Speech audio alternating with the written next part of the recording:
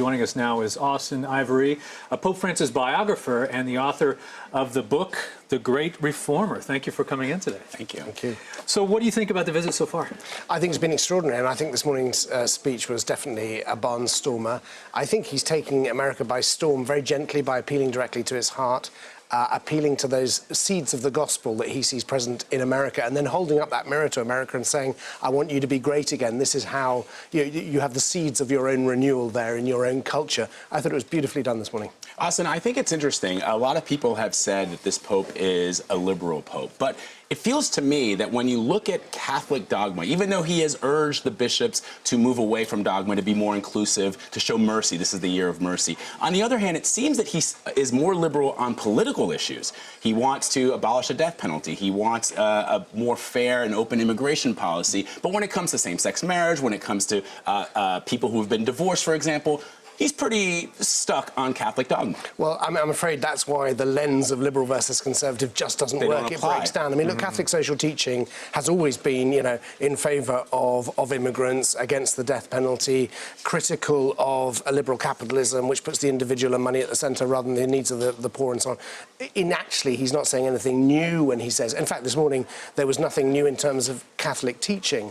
What Francis has done to a really remarkable degree, though, is he's brought front and centre the bit of church teaching which often gets overlooked in the way that the church is often reported, which is the unconditional love and acceptance of God of every human being. Now, that, he says, that must come first.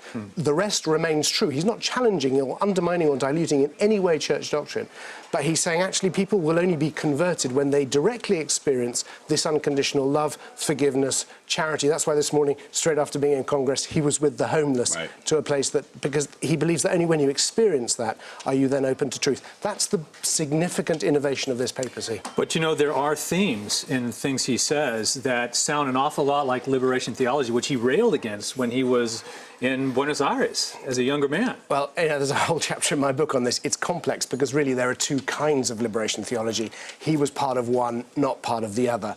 He was part of the one that rejected Marxist social sciences. He actually believed his whole outlook is formed really by a kind of a nationalism. He's really somebody who believes in culture, and I've been fascinated today and yesterday to see how he has been clearly boning up, studying for this trip, understanding America and affirming the culture. And today, to look at America through the eyes of four Americans, right? Martin Luther King and Dorothy Day. And two of whom were Marxists or considered Marxists. Well, quite. But he's saying actually that they embodied something American there, which actually that's how we need to look at America from. Yeah. So yeah, he can sound left-wing, but yeah, don't forget this morning there was also allusions, not directly, but to abortion and gay marriage, which deeply concern him.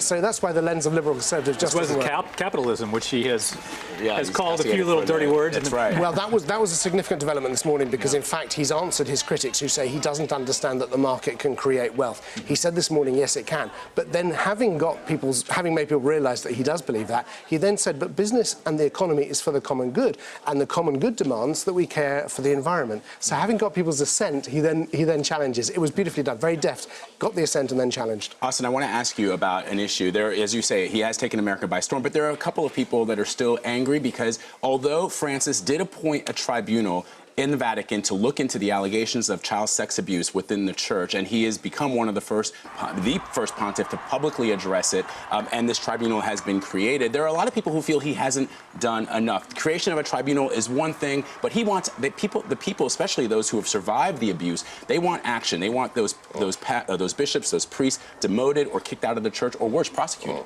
Well, he's not the first to publicly address this issue. John Paul II and Benedict, and he's really carrying on the legal reforms in the Vatican that Benedict started. The tribunal is an important development, but actually much more important is the appointment of a commission, including victims, to advise him on policy. Look, I think he's actually doing as much as any pope can do. This isn't, by the way, something that a pope can solve, but he can take the lead in urging bishops to implement guidelines.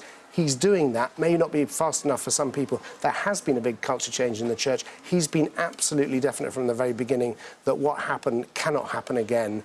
And in fact, his words yesterday to the bishops was talking about how we can now heal victims. I thought were very important words. But it's not being... So to answer those who have survived the child sex abuse, it's not going away. In other words, the question, I guess, is are bishops saying, look, we are addressing it, let's move on? Is that happening? No, they're not saying let's move on. They're saying that this will never go away because we're dealing here with an historical legacy of abuse, which is going to take a whole generation to come to terms with, not just, by the way, in Catholic institutions, but in society. This society has woken up, we have woken up in the West to the horror of abuse in all our institutions. And the Church, but I think the Church now, at least in America and in Europe, is taking a leading role in this and helping other institutions to come to terms with this. It's never over. But I think, yeah, they can say, and Francis is saying, let's listen, let's hear the victims. And by the way, I'm waiting for the announcement that he's met victims, because that's very, very important. He did already in the Vatican meet a number of them. Listening is a key part of this. Everybody says in the Catholic Church, if you've listened to a victim, that changes you. If you haven't, you know, you still don't get it. He definitely has.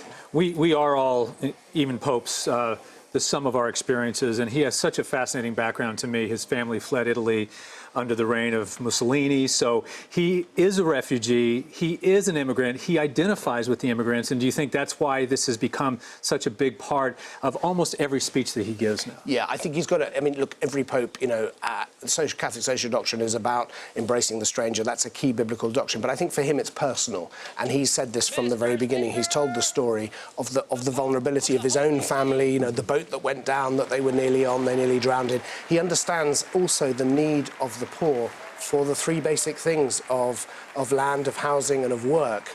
And this morning, straight after Congress, as if to say the purpose of politics is this, he says to the homeless, why is it that you're homeless? Why is it that we have homeless people? He starts from the basics, he starts from what people need, and he says if politics can't deliver that, then there's something wrong with our politics. And even though this morning's message was very affirming, that's the thing that's left with me. The address to the most powerful legislature in the world, and then immediately with the homeless, saying, why are you homeless? Austin, I have a lighthearted question for you. There are many who say that this is the first priest from the first pope from the Americas. The last non-European pope was something like Pope Gregory III, and 1,200 years ago, sometime in the 700s. But others have said, well, no, he's an immigrant. His family came from Italy. So really, he's not the first non-European pope since 752. What do you say to that? Well, there's another discussion among the Latino community here. Is he a real Latino? Yeah. Because he comes from Argentina, right? Right. And they suspect, the Argentines aren't quite Latino. I think that's a fascinating internal debate, which I'll leave to you guys. Yeah. All right. Now, do you think the College of Cardinals knew what they were getting when they elected him pope? Well, they wanted a reformer. They wanted a tough guy. They wanted somebody outside Rome. They wanted somebody who can restore the pastoral focus of the church. So they knew what they were doing and they elected him, but then many of them said to me, we didn't know it'd be this much of a whirlwind. Yeah. And I think for some it is too much and it's happening too fast. He's in a hurry.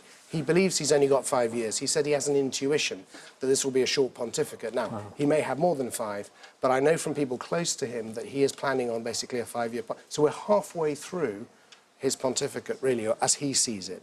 And he's clearly in a hurry. He's making every moment count. Man on a mission. He's a man on a mission, and I think he is reshaping the church for generations to come, which is why I dare to call him in the writing of the book of the Great Reformer. To Don's point, the idea that all of a sudden a lot of these cardinals are like, whoa, this is a whirlwind of change. There are some within the Vatican, mostly from Germany, that want the Pope to address the issue of Catholics who have divorced. And the Italian cabal has said, no, he can't look at this. Now, the Pope recently married a group of people. One was a couple that had a marriage annulled and already had children. Where is he going to fall on that? And you've interviewed him, obviously. What are the internal dynamics that he thinks about? I've never interviewed him because he's never collaborated with any biographers. Well, we have your book here, so. But I have spoken to people who know him very, very well, and of course I was in Argentina. But no, the big issue on marriage and on, as you know, there's a synod next month which is going to conclude a long process which he initiated, which is daring to look for the first time at the whole question of how people who have become alienated from the church through divorce and remarriage might be able to find their way back. Now, as I keep saying, this isn't about changing doctrine. In that synod, marriage is still between a man and a woman, and it's forever and all the rest of it. It's about the mechanism by which the church determines that in some cases that marriage never stood a chance. The annulment system which we have in the church is clearly... brutal. Well, it takes forever. Well, it can do. That's the whole thing. In America, it doesn't. Like, 1 in every 2 annulments in the world is here in America. Like, if you're trying to get an annulment, it's not so hard here.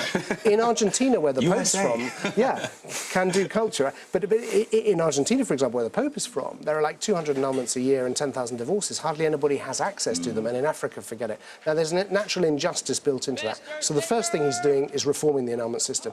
And then the next question is, will that be enough? He's introduced effectively a fast-track system where bishops can say, yes, I know that in the case of this couple, you know, it's okay to allow them back to the sacraments, but we'll see next month what the conclusions are. But the big thing that he's doing is he's created a space for this to be discussed, and he's convinced that if there's agreement, that'll be a sign that the Holy Spirit is encouraging the Church to move in this direction. The book is called The Great Reformer, Austen Ivereigh. Thank you very much for being with us. Great discussion. Appreciate it.